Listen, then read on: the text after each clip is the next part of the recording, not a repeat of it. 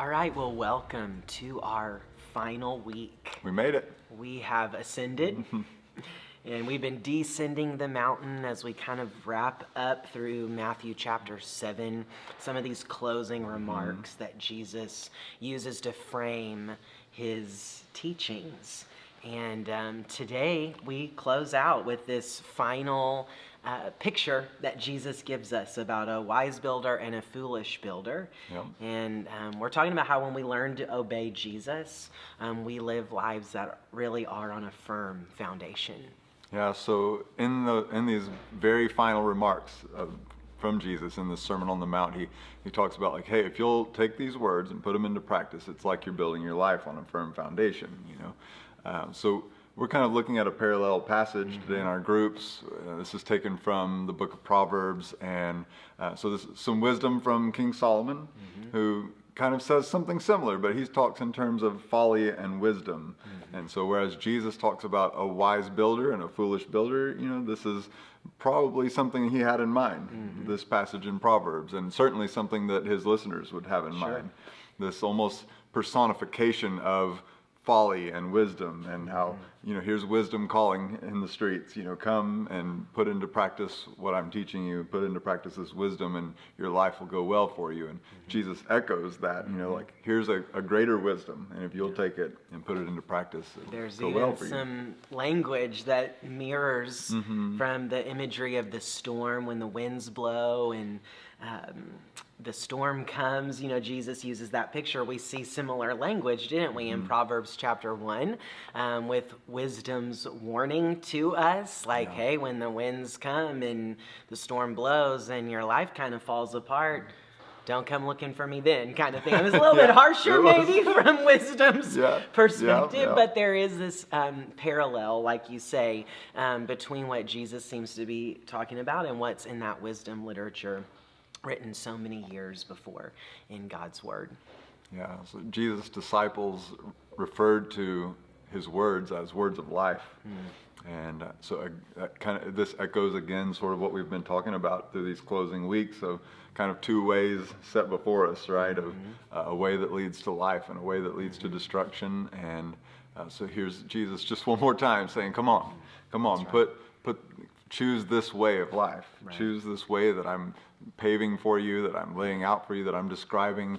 Pursue it with all you've got, and you'll find yourself on firm footing, even when the storms do come. Yeah. There's a couple different things that come to mind when I think about that. I mean, one, nobody asks for storms to come, right? Nobody asks for that. And storms come in different degrees. We know that well in Oklahoma, don't we? Yeah. We're moving into tornado season. We know we could have the potential of very strong storms. Yeah. And then other times it's a lighter storm. And with that in mind, I think that sometimes that might be a good litmus test for us to use. Where are we in our apprenticeship with Jesus? How much are we putting into practice the way of life that Jesus leads us in? And one of the ways that we can sometimes discern that is when we find ourselves in adversity, in those stormy situations. How stable are we? Not that things around us aren't falling apart, but our soul, the core of who we are there things that are solid and steadfast? Or are there things really that aren't? And maybe at that point there's a sense like there's more growth that needs to happen. Where can I lean into the teachings of Jesus? Put these into practice more. Yeah, and it's like you don't want to get to that moment of trial and that moment of storm and find yourself grasping for God in that moment.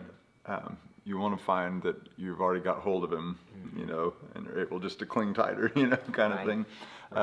And so I know that's been like the case in my own life, when I've come up against storms of life, like it's just been, not that I was perfect before or anything like that, but that I had been chasing after Jesus and knew where to go, and knew how to do it, and, and had a community around me that was doing that as well. And like all of that led to tremendous peace. And that sense of, okay, even though everything around me is swirling and chaotic. There's a sense of order and just firm foundation, Sure. that And to be clear, that doesn't mean that we don't experience a range of emotions right. in the storm. yeah. That's half the storm. Yes, that's right. That's right. But there is a solidity, like you're saying, a stability, the foundational things. We feel secure in those things. Just was speaking to someone who is facing the loss of their spouse and is having to make a decision about taking their loved one off of a ventilator. And the doctor, began to talk to her about the implications of this, and she is confident in her decision because of conversations she had with her spouse. And he said, "Wow, you're a really brave woman." And she looked at her doctor and she said, "No, I'm not a brave woman, but I am a strong believer. And I'm confident that either way this goes, my husband wins. And it's a win for us." And that's the kind of thing. There's emotion in all of that, and there will be more to follow as that situation moves forward. But what a testimony of a foundation. This stability, a confidence was the word that she uses. And I hear that in Jesus's words to us and in wisdom's word to us, wisdom personified. Like there's this sense that you can know life that has a peace, that has a joy, that has an unshakable quality to it when you indeed are putting into practice the ways of God. So one of the things that I think is baked into this that we should give thought to is like Jesus talks about hearing and then believing and then obeying. And I think we get caught up at those different tiers sometimes, like we'll hear but not really believe, or we'll hear and believe but never really take the intention of putting it into, make that actual intention. obedience. Right. And so for Jesus, the promise of the firm foundation is to follow that all the way through. Right. And then you find that firm foundation. Right. So maybe that's something for all of us, whether we've been believers for a long time or we're new to this whole thing, maybe still trying to figure the Jesus thing out, like to stop and take inventory. Okay, I've heard from Jesus. Sure.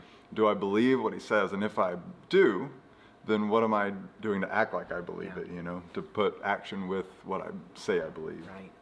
And specifically, the Sermon on the Mount that now you've walked through have a beautiful picture, a framework of kingdom life. Yeah. And, over the last few weeks as we've been descending the mountain, we've kind of put before us just a short list, so to speak, that reminds us kind of a summary statement of this is what Jesus says life in his kingdom looks like. Yeah. And that's a really powerful tool to keep before us and to ask those questions. Okay, I've heard this. Now we've all heard it. Do I believe it? Do I trust? Do I trust? And trust is really proven when we take the step of obedience. Right. And so there's this sense of where would be a next step of obedience for me to put into practice the wisdom of the Father. Yep. Take some time to explore it as we wrap this series up today.